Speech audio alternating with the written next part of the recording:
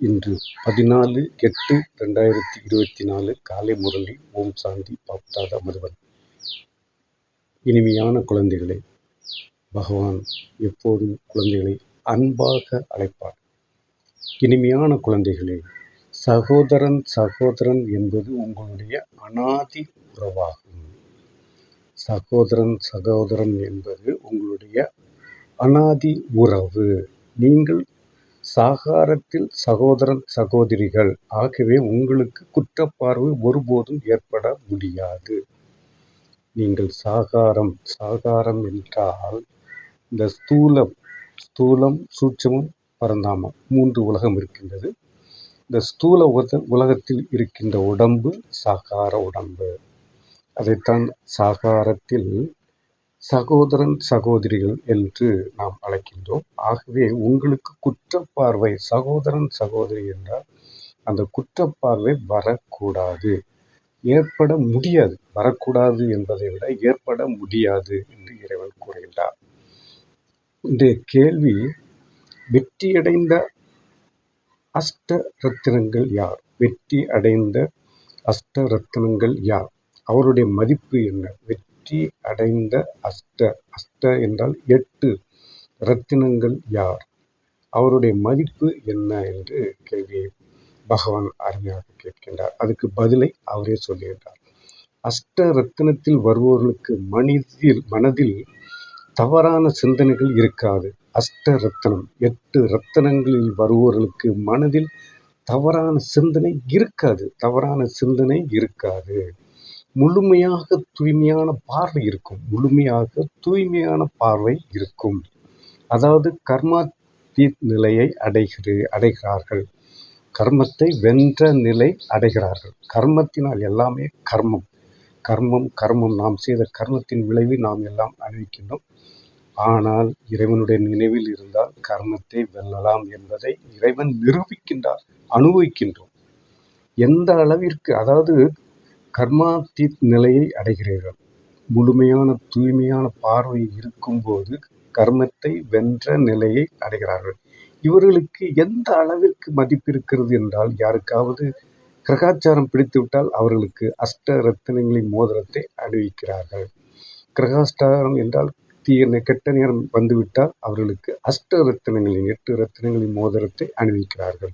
இதனால் கிரகாச்சாரம் நீங்கிவிடும், அவங்களுடைய கிரகாச்சாரம் நீங்கிவிடும் என நினைக்கிறார்கள். அஷ்ட ரத்தினமாக மாறக்கூடியவர்களுக்கு தொலைநோக்கு பார்வை இருக்கின்ற காரணத்தினால் சகோதரன் என்ற நினைவில் நிரந்தரமாக இருக்கின்றார்கள் என்று கேள்விப்பதிவில் சொல்கின்றார்.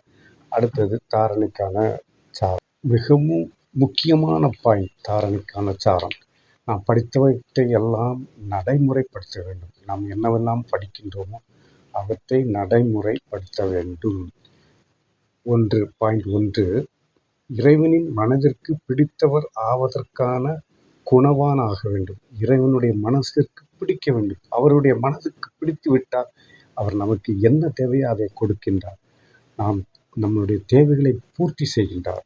ஆகையால் மனதிற்கு பிடித்தவர் ஆவதற்கு குணவான் ஆக வேண்டும். நல்ல குணங்களை கடைபிடித்து மலர் போல் ஆக வேண்டும். மென்மையான மலர் போல் ஆக வேண்டும். அவகுணங்களை நீக்க வேண்டும். அவகுணங்கள் எண்ணத்தாலும் செயலாலும் மனதில் வரவே கூடாது. அவகுணங்களை நீக்க வேண்டும். நீக்கிவிட்டால் நாம் நல்ல நிலையில் வரலாம். யாரையும் உள்போன்று குத்தக்கூடாது.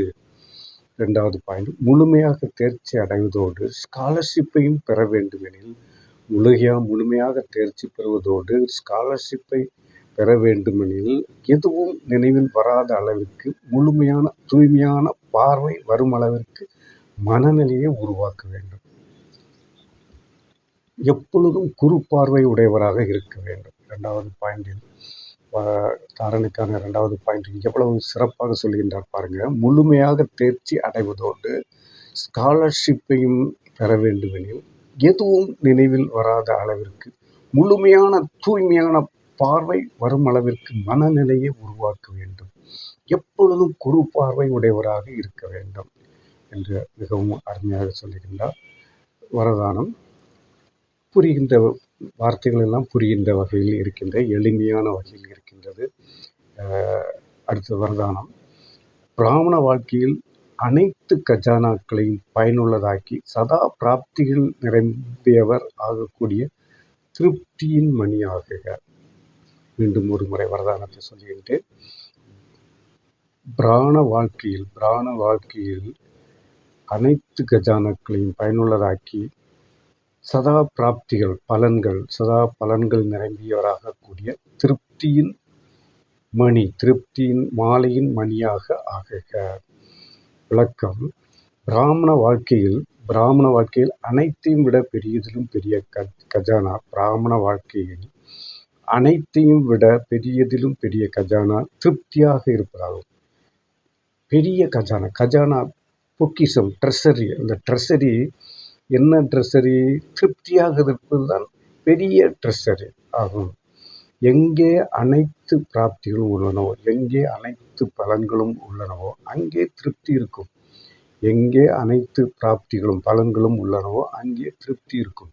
எங்கே திருப்தி உள்ளதோ அங்கே அனைத்தும் இருக்கும். எங்கே திருப்தி உள்ளதோ அங்கே அனைத்தும் இருக்கும். யார் திருப்தியின் ரத்தினமாக இருக்கிறார்களோ அவர்கள் சர்வ பிராப்தி சுரூபமாக இருப்பார்கள். யார் திருப்தியின் மணியாக இருக்கிறார்களோ அவர்கள் சர்வ பிராப்தி சுரூபமாக இருப்பார்கள். அவர்களது பாடல் எதையெல்லாம் அடைய வேண்டுமோ அதையெல்லாம் அடைந்து விட்டேன். அதுபோல் சர்வ பிராப்தி சுரூபம் அவர்களுக்கான விதி கிடைத்துள்ள சர்வ கஜானாக்களையும் பயன்படுத்துவதாகும்.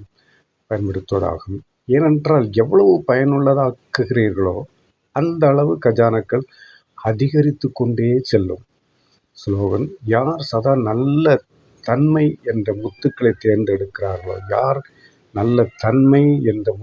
தேர்ந்தெடுக்கிறார்களோ அவகுணங்களாகிய கூழாங்கற்களை தேர்ந்தெடுப்பது இல்லையோ அவர்கள் தாம் புனித அன்னப்பறவை என அழைக்கப்படுகிறார்கள்.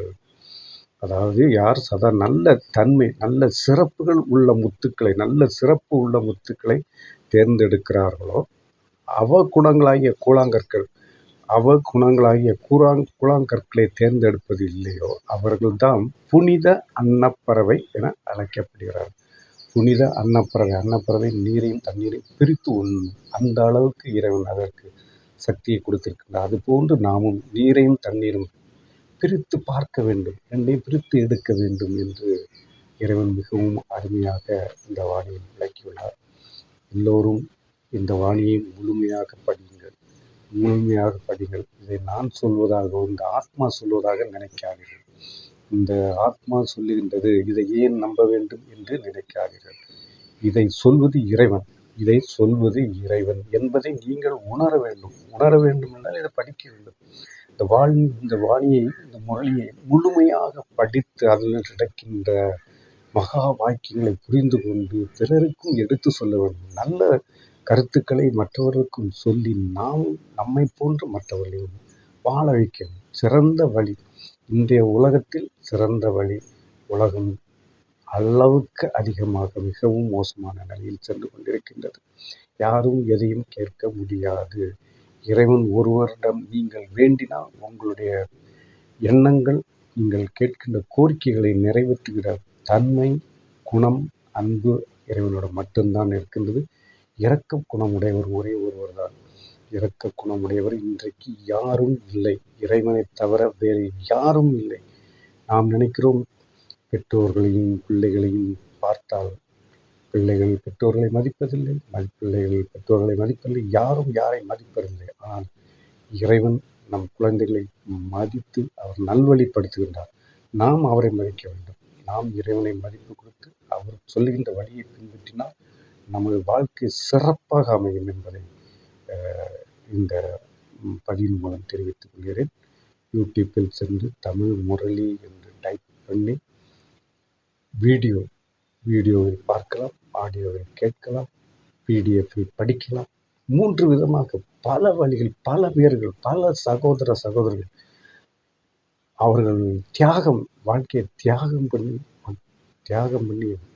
பண்ண வைத்திருக்கிறார். இறைவன் குறிப்பிட்ட எல்லோரையும் முடியாது. கோடியில் சிலரை தான் அவர் தேர்ந்தெடுப்பார். எல்லோருக்கும் அந்த வாய்ப்பு கிடைக்காது. நீங்கள் நினைத்தாலும் உள்ளே வந்து படிக்க முடியாது. இறைவன் உங்களை தேர்ந்தெடுத்தால்தான் நீங்கள் இதை படிக்க முடியும். எல்லோருக்கும் இந்த பலன் கிடைக்க வேண்டும். யாம்பற்ற இன்பம் வையகம் பெறுக என்று கூறி வாழ்த்தி எல்லோரும் மகிழ்ச்சியாக இருக்க வேண்டும் என்று இறைவனுடைய மகா வாக்கியத்தை கூறி விடைபெறுகிறேன். நன்றி. ஓம் சாந்தி.